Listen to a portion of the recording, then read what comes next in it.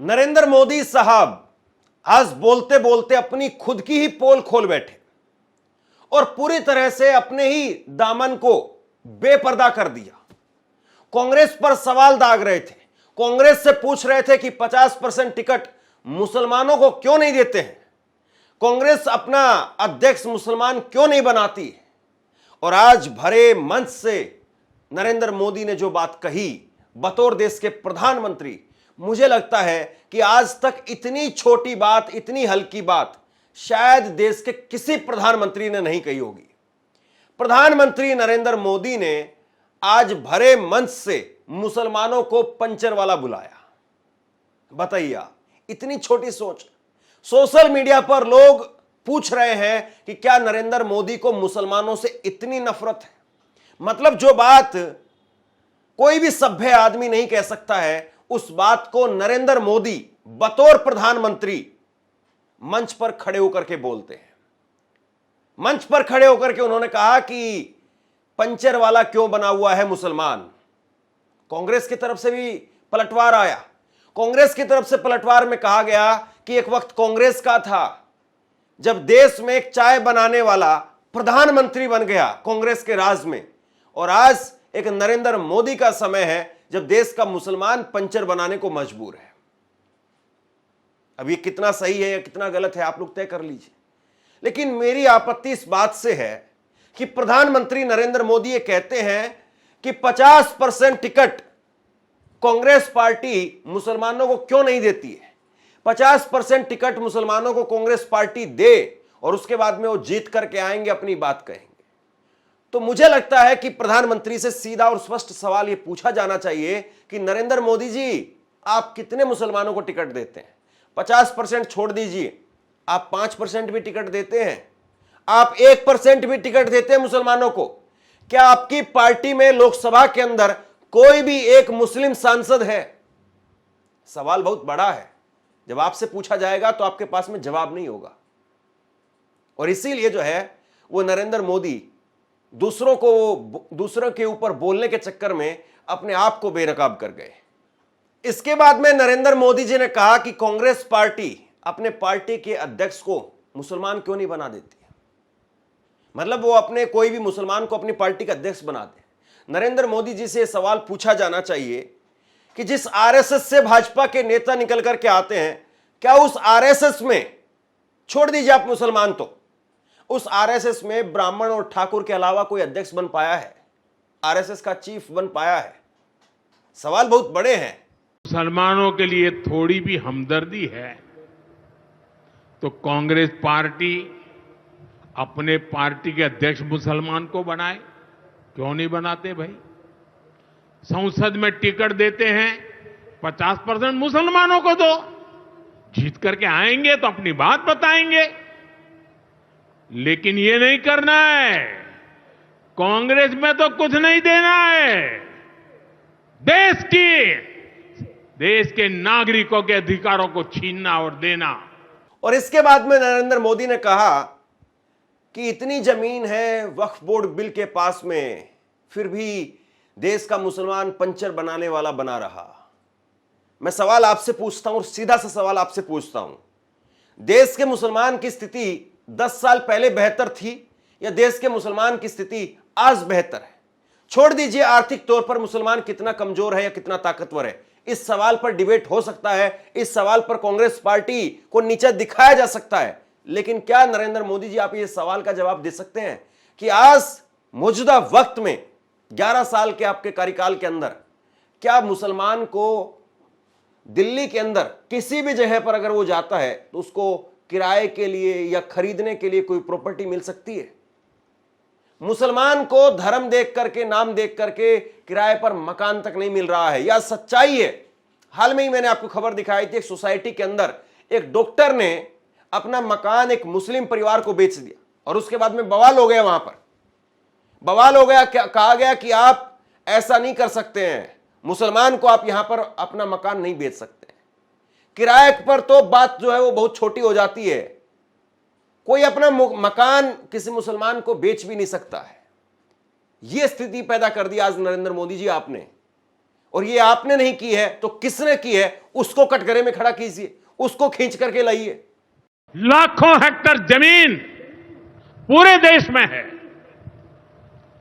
इस जमीन, इस प्रॉपर्टी से गरीब का, बेसहारा महिलाओं बच्चों का भला होना चाहिए था,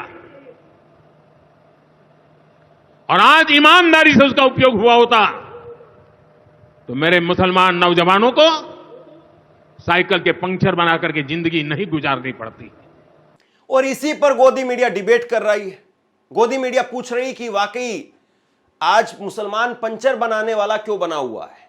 वो इस पर सवाल नहीं पूछती कि मुसलमान को कारोबार करने के लिए आए दिन भाजपा के विधायक निकलते हैं कि तुम अपनी रेहड़ी पर, अपनी पटरी पर अपना नाम लिखोगे।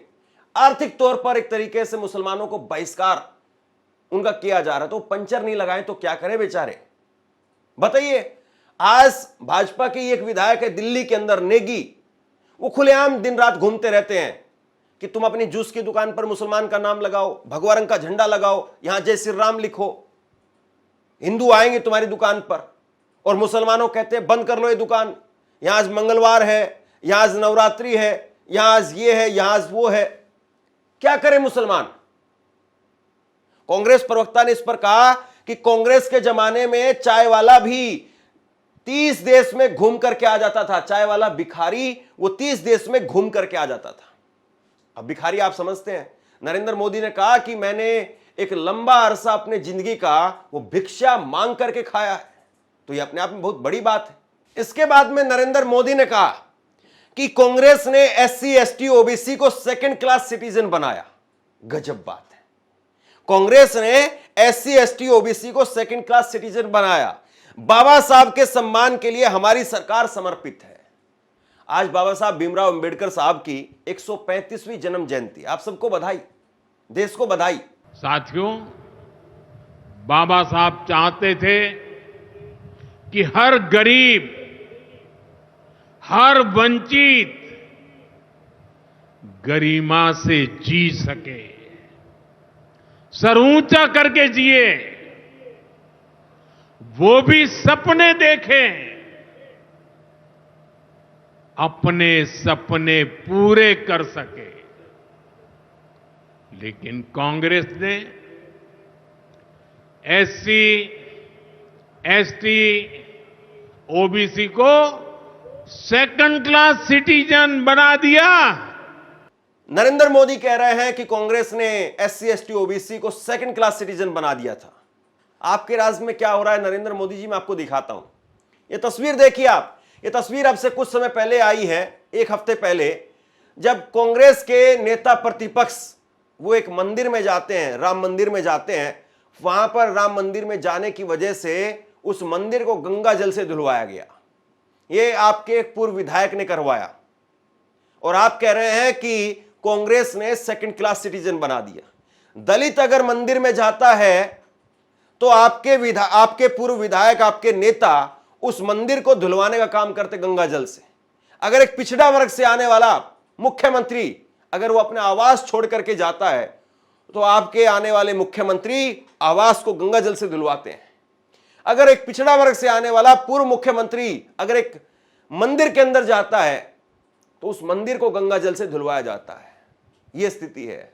और आप कह रहे हैं कि SC ST OBC को कांग्रेस ने सेकंड क्लास सिटीजन बना दिया था। कांग्रेस ने बनाया था, नहीं बनाया था, वो सवाल पीछे रह गया।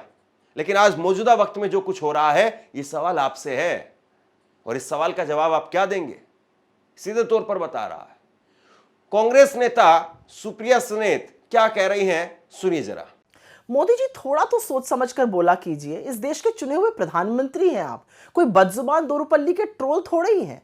आज बाबा साहब की जयंती पर भी आपसे मर्यादा की उम्मीद करना बेमानी है। आज भी आपने कांग्रेस को कोसा, और यही नहीं, एक वर्ग को पंक्चर बनाने वाला तक कह डाला। खैर, आप खुद तो हरियाणा में रैली संबोधित करने के लिए निकल लिए। आपके अंदर तो इतनी भी तमीज नहीं थी कि बाबा साहब को सेंट्रल हॉल में पुष्पांजलि देते।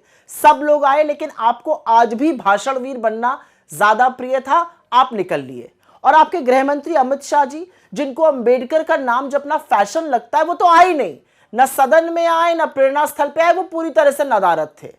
पहले बाबा साहब का सम्मान करना सीखिए, उनके संविधान को खत्म करने के लिए हर हथकंडा अपनाना बंद कीजिए और फिर बाबा साहब की बात कीजिएगा। आप हमें क्या पाठ पढ़ाइएगा? खरगे जी हमारे चुने हुए सम्मानित अध्यक्ष खुद दलित समाज से आते हैं, अपने दम पर, अपनी लगन से, अपनी मेहनत से यहां तक पहुंचे हैं। छकड़ा भर जगह तो सरकारें हैं आपकी, एक जगह दलित मुख्यमंत्री क्यों नहीं बना पाए आप? अब बाबा साहब की बात करिएगा। सारी दुनिया जानती है कि आरएसएस में दलितों का क्या हाल है। बजाय ज्ञान देने के ये बताइए कि आज तक ठाकुर और ब्राह्मणों को छोड़कर एक भी आरएसएस प्रमुख किसी और जाति का क्यों नहीं बना? एक और बात, आपका इतिहास बहुत काला है। लिखित दस्तावेज बताते हैं कि बाबा साहब को चुनाव हराने में आपके आराध्य सावरकर ने अपने धुर विरोधियों के साथ हाथ मिलाकर इस साजिश को अंजाम दिया था।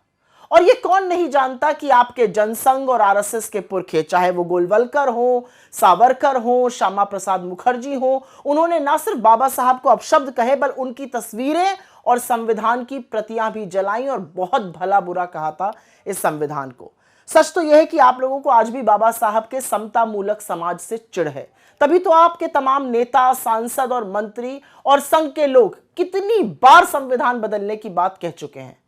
अच्छा होगा अगर आज के दिन आप थोड़ा आत्ममंथन करते और सोचते कि जो आपकी नफरत और विभाजन की राजनीति है वो मेरे देश को किस रास्ते पर ले जा रही है, और वो रास्ता बाबा साहब के विचारों से, उनकी सोच से, उनके बनाए संविधान से कितनी दूर है। कुछ नहीं तो आज तो भाषण के बजाय बाबा साहब को प्राथमिकता देते। बाबा साहब की खूब बातें हो रही हैं।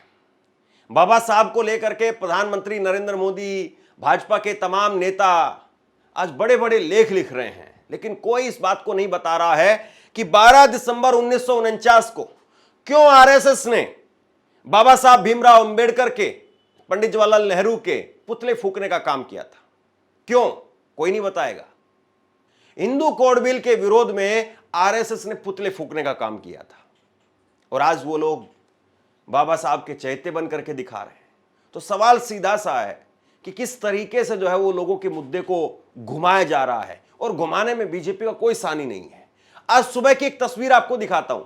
ये तस्वीर देखिए आप, जिसमें आपको राहुल गांधी नजर आ रहे हैं, उनके साथ में दिल्ली की मुख्यमंत्री रेखा गुप्ता बैठी हुई है, वो नजर आ रही है, और पीयूष गोयल आते हैं और ये कहकर के इस वीडियो को दिखाया जा रहा है कि भाई देखिए राहुल गांधी ने अपमान कर दिया है, पीयूष गोयल के सम्मान में वो खड़े नहीं हुए।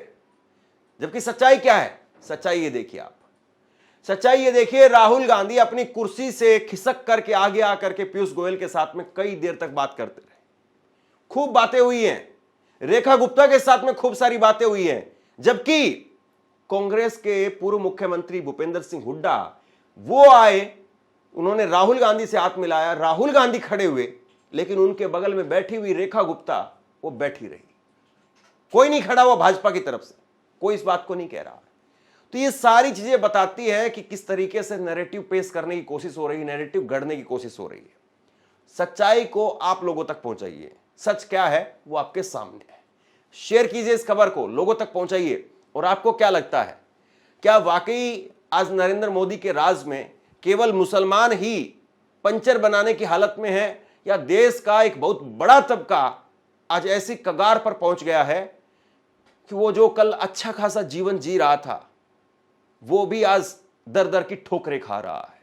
और नरेंद्र मोदी से एक मासूम सा सवाल तो ये हुई है कि आप पकोड़ा तलना रोजगार बताते हैं, चाय बनाना रोजगार बताते हैं, तो पकोड़ा तलना रोजगार है, चाय बनाना रोजगार है, तो पंचर बनाना क्या रोजगार नहीं है?